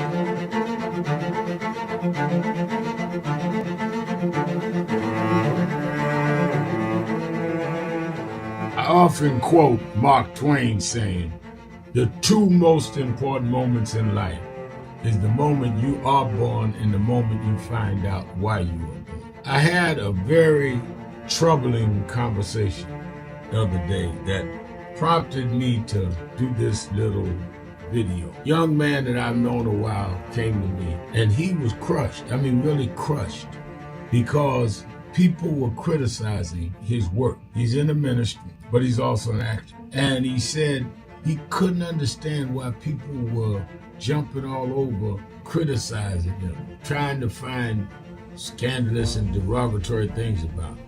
And I told him, I said, you know, you very young. You don't know the road I've traveled. They call me everything but a child of God. A blabbermouth, a loudmouth, too flamboyant, an agitator, a racist, I a race had to baiter. learn. Yeah, right. I was not defined by how others saw me. I was defined by how I saw myself and whether I was being true to myself. Some of you watching this don't like me. And it doesn't matter as long as I know what I'm doing. And I like me for being real. So I'm doing this video to say to you, whoever you are and whatever you do, you may not be in ministry or social justice, none of this stuff, but don't live your life worried about opposition or people that don't like you. You can turn that around. Use me as an example. The same people that call me a scam artist, a con artist, a sellout, or racial hustler and all, I kept going. And the people I respected started respecting and publicly embracing my work. When Coretta Scott King, the widow of Dr. Martin Luther King Jr., had this to say about Al Sharpton. A leader who has protested injustice with a passionate, unrelenting commitment to nonviolent action in the spirit and tradition of Martin Luther King Jr. And I am talking about your leader, our leader, the Reverend Al Sharpton. The other thing that hasn't changed is the National Action Network's commitment to fight injustice and inequality here in New York City and across America. And that's not only a testament to Reverend Sharpton, it's a testament to all of you who are here tonight. First and foremost, to Reverend Sharpton. I saw him when he first came on the scene, and I have marveled at his tenacity, at the development of his intellect, and his devotion to our movement, and much he has contributed to the world we are experiencing. I am honored, and I must say that when I had my debate with Dr. King on the issue of the church and religion, he didn't warn me that after his departure, his space would be filled by another preacher, and that preacher would be Al Sharpton. All you want in life is people that matter to you to say you did all right. And more important, that you can look in the mirror and say you did all right. Thank you, Rev. Thanks for that introduction. Look, we've known each other for a long time. I'm grateful not only for your leadership and partnership, but quite frankly, more importantly, for your friendship. And thanks to all of you, members of our nation's most important civil rights organization. You have been, over all of your years, such an extraordinary leader. You are a voice of truth, a voice of conscience, a voice of practicality around what we must address and what we can do. And I thank you so much for your friendship. I remember that most of the youth around Al's age, he was about 12, wanted to be like Connie Hawkins, a great basketball player, legend, or Earl the Pearl, or Clyde Frazier. Al wanted to be like Adam Powell, a powerful preacher with a social justice gospel. He was very close to, at that time, to Reverend William Augustus Jones, powerful preacher and social justice advocate, and Reverend Gardner Taylor State right down the street, and Bishop Washington, whose church he came from, and Reverend Sandy Ray. He wanted to be like these giant preachers. He wanted them to have the edge, however, of the King's social justice dimension. He wanted to be like them. Now he's one of them. Perhaps taller than most of them because of the risks he has taken and the reward God has given him with his gift. I remember so well that first escorted him to jail. He was around 13 years old. Went to jail fighting the ANP. He was in the lineage of our struggle. He grew up in it. We didn't just see him on TV one night. He didn't happen. He came bottom up, not top down.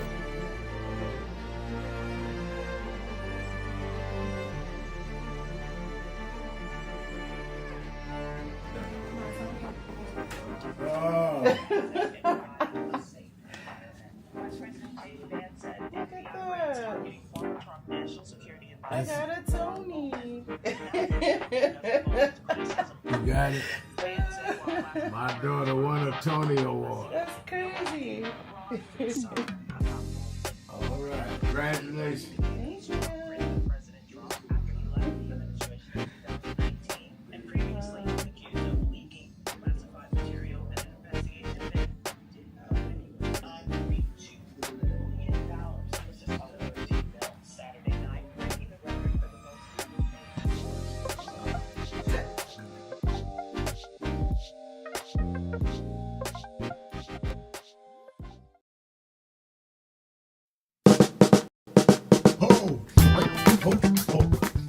Do I seem excited? I am excited because this Saturday, the National Action Network Saturday Action Rally starts live on WBLS 107.5 FM in New York. We're going to expand. Every Saturday morning, we're live on WBLS 107.5 from 10 a.m. to 11. You'll hear the message. You'll feel the energy. You'll be in. Oh, keep it real. Keep it real. I am your host, Reverend Al Sharpton.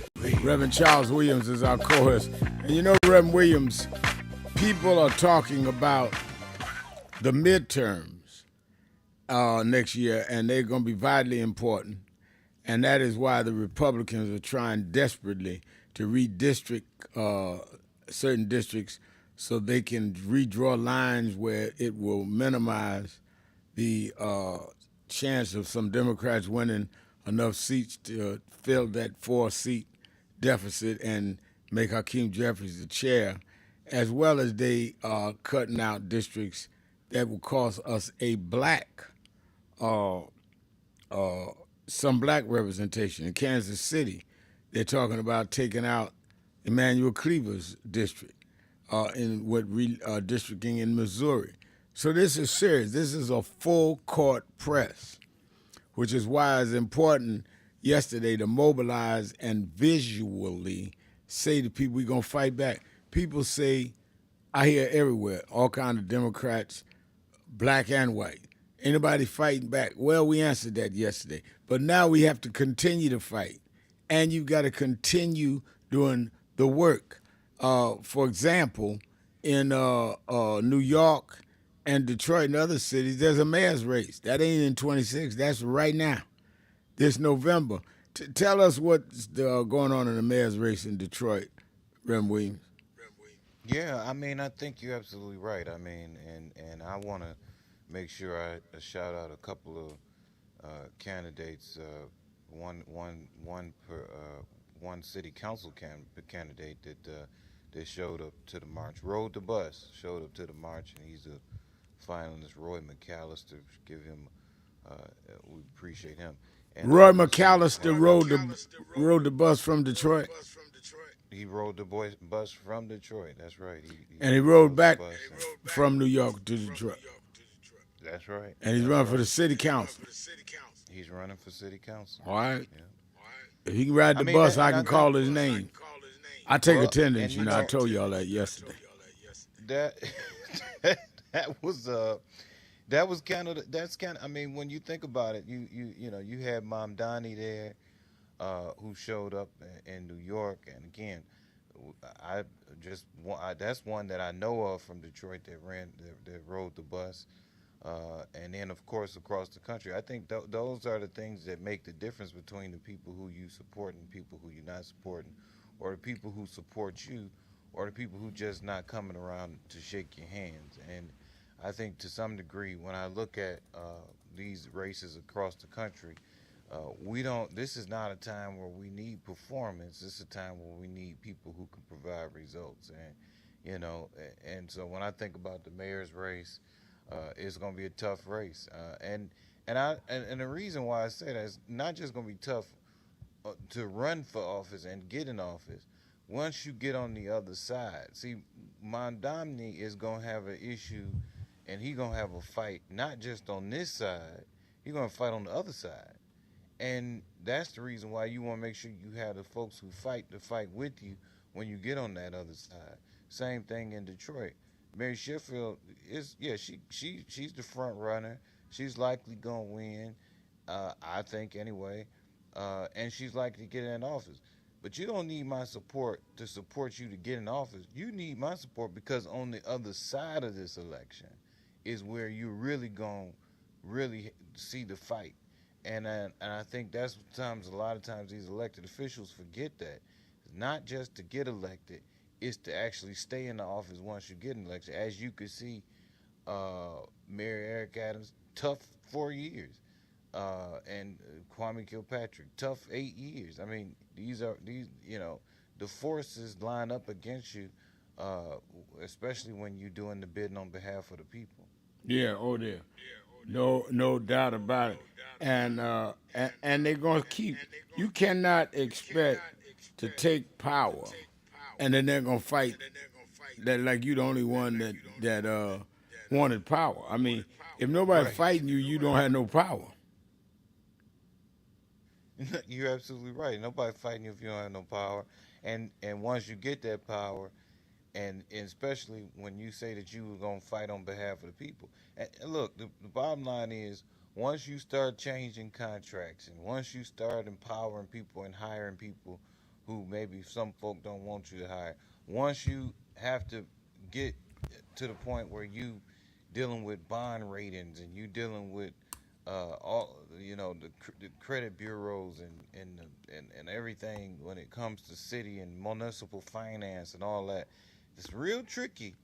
And you make one wrong move, it sets off a domino to set you up to have to really be in a fight. You may be doing what you're doing for black folks. You may be doing what you're doing to help the people, but those folks in that industry, they don't care. Which is why yesterday was so important, because what we said to Wall Street, what we said to the money folks, what we said to the industry leaders and finance and everything that goes along, we see you, we are here, and we are not going to be moved, and we're not going to allow you to keep your knee, because these really are the people, like the gentleman who we've been protesting every Thursday, Reverend Ron McHenry been protesting every Thursday. These are the people who are, when we be talking about the man, when we talk about racism, when we talk about oppression, when we talk about systemic, structural, all of this stuff, this is what that's the heartbeat of that. And that's what folks got to understand. So what we did yesterday is we faced structural racism. We faced systematic racism. We faced the supremacy that we always talk about, but we can't never put a name on because it's usually hiding behind the dollar. Right. Well, the man you're talking about, Bill Ackman, where they've been marching, led by Reverend Ron McHenry for the last 86 weeks. And yesterday was the only day in 80-some weeks they weren't there because they were marching down on Wall Street. And one of the things that amazes me is that we are content to not even be in the discussion. I can't tell you how humiliated I feel when we're watching the news and everybody is got an issue out there but ours. And that's one of the things Marches does, is put you in the discussion. Because to be silent is to give consent that it's all right with you. there ain't nobody dealing with the fact you're doubly unemployed and that your neighborhood is the ones closest to the toxic dumps, and on and on and on with racism. And it's all right with you that Trump is going to take the artifacts out of the Smithsonian Institute, Emmett Till's casket, Harriet Tubman's hymn book, and re-erect statues to Confederates. If you don't say anything, you're giving it permission. Let's take a break. Be right back. More of you on the phones. Keeping it real. Sharpton, Williams. Be right back. Dallas. Yes, sir. Yes.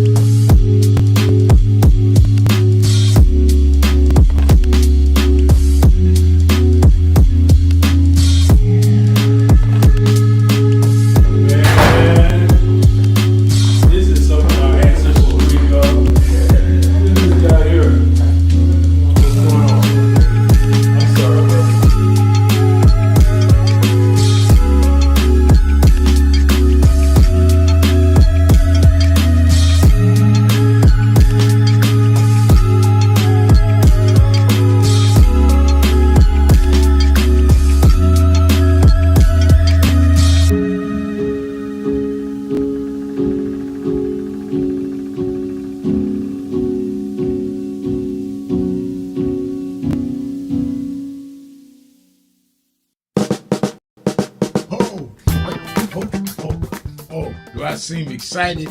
I am excited because this Saturday, the National Action Network Saturday Action Rally starts live on WBLS 107.5 FM in New York. We're going to expand. Every Saturday morning, we're live on WBLS 107.5 from 10 a.m. to 11. You'll hear the message. You'll feel the energy. You'll be involved. You won't be sitting around talking about, oh my God, look at what's happening. You'll be involved in dealing with what's happening. I'm excited, and you should be excited to turn on WBLS 10 a.m. every Saturday morning. I have a message for you, and if you want to, you can come to the House of Justice and be there live, 145th Street and Lenox Avenue. We kick off at 9, and we don't stop until we deal with getting our people energized. Oh, Rev, you know, you were right there from the beginning with the stuff that was going on in Brooklyn at that time, at Howard Beach. You were right there. He had in one of the early movies, he had my name. Then he put me in Malcolm, but I wasn't even old enough to know Malcolm. So we've been through it all. For those who see Malcolm X, it's 3 hours. But fast forward to the scene with yourself, Bobby Seale. Right. Bobby Seale, Denzel, and me. Yeah. Denzel was on the set. Now, let me ask a question. Yep. What was your weight on that shit? I probably about 270. I was bigger then. Yeah. Still had the hair back. Yeah, you had the head on. Yeah, it was Denzel, yourself, and Bobby Seale. Yeah, all in one scene. And also, there was no cut, so we went like this. That's right. That's right. That's right. Yeah. Only Spike could have done that. It's my brother right here. My baby. Brooklyn's in the house. Yes, sir. Brooklyn's in the house. BK.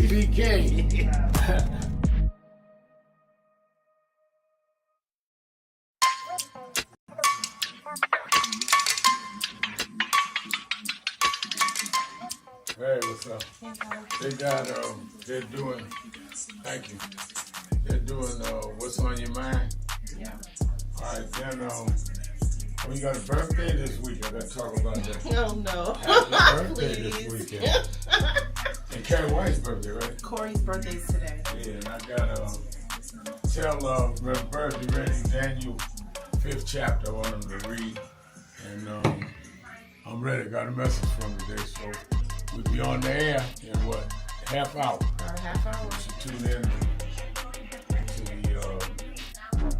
WBLS 107.5 FM and National Impact and www.nationalnetwork.net. All right, I'm ready. Make sure you operate on time or I'll tell them how old you are.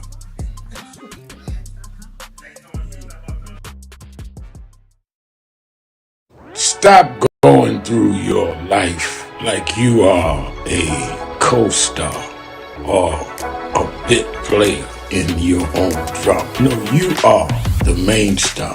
You're the central figure in your life. What you decide is what is the major thrust of your life. And others may contribute, impact, affect, but it's your life that you're central in. So stop trying to lay the weight of what you do or don't do on others. That weight is squarely on your shoulders and in your hand. And if you want to defer and give your life choices to others, that's on you. If they have any sense at all, they will be so busy trying to conduct and properly guide their life, they will not have time to try to major in your life.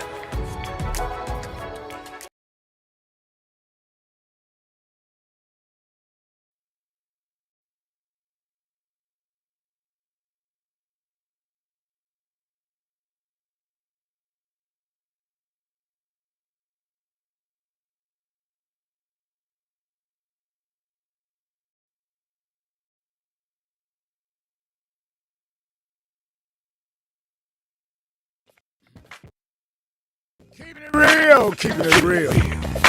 I'm your host, Reverend Al Sharpton, and we're back. 1-877-532-5797. Reverend Charles Williams II, our co-host. Don't forget tomorrow is Politics Nation with Al Sharpton, live at 5 p.m. Eastern Time. I know it's Labor Day weekend, but I'll be in live. It's the 14th year anniversary this weekend, and I'm going to do the show live. We're going to have two congressmen on from Chicago talking about the president threatening to come into Chicago. We're going to have the mayor on of Chicago one day. We're going to have the mayor of Oakland, California, Barbara Lee, on one day, he's put her city on the list. We're going to have the lawyers on about redistricting. We're going to dig deep and heavy. And we're going to deal with the 20th anniversary of Hurricane Katrina, where the levees broke in a whole city. Hundreds died. And they wouldn't let them go across the bridge. I went down there, helped lead a protest march with Mark Morial and Reverend Jackson. We're going to deal with a lot this weekend. So don't miss either night. 5 p.m. Eastern Time, MSNBC. Then, of course, you that are in the tri-state area, and some stayed from the march, be at the House of Justice in the morning in Harlem. 145th Street and Lenox Avenue in Harlem, New York. You that are not in New York, you can watch on Impact Television, the only black-owned national gospel cable station. And, of course, you can watch it on live stream at nationalactionnetwork.net. And I really want us, we got to go, we can't just be elated. We had a successful march. What are the next steps? I want to lay them out on tomorrow. One of the things that I said in my speech yesterday is we're buying stock in some of these companies so we can go to their stockholders meeting. If you own stock at company A and you go to stockholders meeting, you can raise your hand and say, as a stockholder, why are we abandoning DEI? Why are we not doing business with black banks? One of the things we did when we started this economic move coming out of our National Action Network convention in April is we started boycotts. Some companies went out of DEI, some went in. Costco's was one of them. So we said, all right, let's show our strength. We went 3 cities and bought, and their stock went up, stayed up. Then we was getting ready to go after other companies with boycotts. Then others, some grassroots activists in Minneapolis have started a boycott with Target picked up in Atlanta. So we said, rather than confuse and call a different boycott, let's support them. And we keep going with the boycotts and keep fighting DEI on Thursdays. And even though people do things that get in our way, I don't try to get in people's way. I wait and say, okay, fine, there's enough out here for all of us to do. And that's what we do. And we break it all down on Saturday morning. And you should watch it or be part of it if you can be there on Saturday mornings.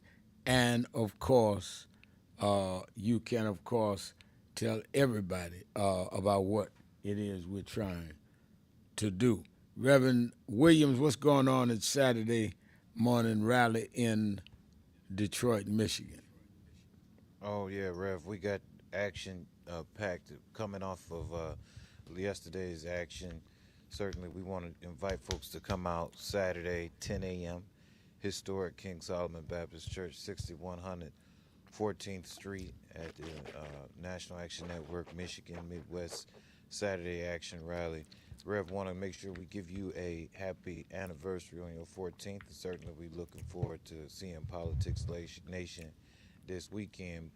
One of the things we really want to start thinking about, and I think what set the tone is what happened yesterday, and that is, what are the corporations and what about the financial industry in our own city? We've got financial industries, major financial industry areas all over the country. Atlanta has one, Chicago has one, Detroit has one. I mean, you know, you can go on and on and on. Cleveland has one. How can we impact those areas directly and showing a larger national grassroots movement? So that's what we're going to talk about tomorrow, and certainly we'll be in conversation and in solidarity with our national organization. All right, and I see on our live stream message page, O.G. Kelly is saying to Mayor Rodney Jones, peace and have a safe and great Labor Day weekend, brother. And Mayor Jones writes back, you too, O.G. Kelly. And I was looking on the board. I didn't see nothing by Mayor Jones all day. I was saying, wait a minute, where is Rodney Jones? I'm looking for him at the rally tomorrow. Let's go to the live line to the extraordinary, irreplaceable president of the Greater Cleveland chapter of the National Action Network, Sister Dr. Marcia McCoy. Our Honorable Reverend Al Sharpton, this is definitely what you're doing is a God movement. For us to be yesterday in New York on Wall Street is so significant in these days and times. Reverend Cavaniss had just wake me up. We rode all night, and it was well worth it. We didn't get into this morning, and that was the total discussion. I'm going to turn it immediately over to him. Come on, Bishop. Dr. Al Sharpton. Yes, sir. Dr. Charles Williams. Yes, sir. Hold my mule, my brother. I got you. Congratulations, my leader, on a phenomenal demonstration yesterday when the United States Supreme Court, the highest court in the land, voted to grant immunity to a convicted felon, Donald Trump. It almost drove a dagger into the very heart of American democracy. This unprecedented act provided the opportunity for a wannabe dictator, a racist, bigoted, narcissistic, lying white nationalist supremacist, a 10-year friend and associate of a convicted felonious sex trafficker, a nasty potty-mouthed despot, to reap havoc on this peace-loving land. Now 221 days into a second term in the Oval Office, this evil man, along with his suck-up yes-men, cronies, have divided this nation, increased food prices and the cost of living, inflation, worries, and fractured family relationships, and spewed nothing but hate on black and brown people. This evil man has weaponized the government against anyone and any entity that dares not to obey his orders and directives. Vindictiveness is his vile answer to any person who stands in the way of his warped agenda. By the vast power that the Supreme Court has given him to use the power of the nation to beat up on people, beat up on entities who oppose him, he has the power of the office to almost destroy any and all opposition. No one person should ever have this kind of power, and for the Supreme Court to give it to him is the epitome of nonsense. President Abraham Lincoln said eons ago that a nation divided against itself cannot stand. This evil, lying president has done everything within his power to divide this nation and conquer. Now he is doing everything he can to make sure the truth is not told regarding his 10-year relationship with sex trafficking Jeffrey Epstein and Christine Maxwell. These people preyed upon young women as young as 14 years of age. In order to cover up this criminal activity, he is now colluding with Maxwell and offered her a pardon in order to avoid indictment for this egregious action. Probably the most hideous, the most despicable hate that he has injected into the country has been the vitriol spewed out of black and brown people. Distinguished leader of the they are because of dirty and inclusion. This may malign cancer to democracy and society. With his dangerous hand on the warped mind, he is capable of blowing up the entire world.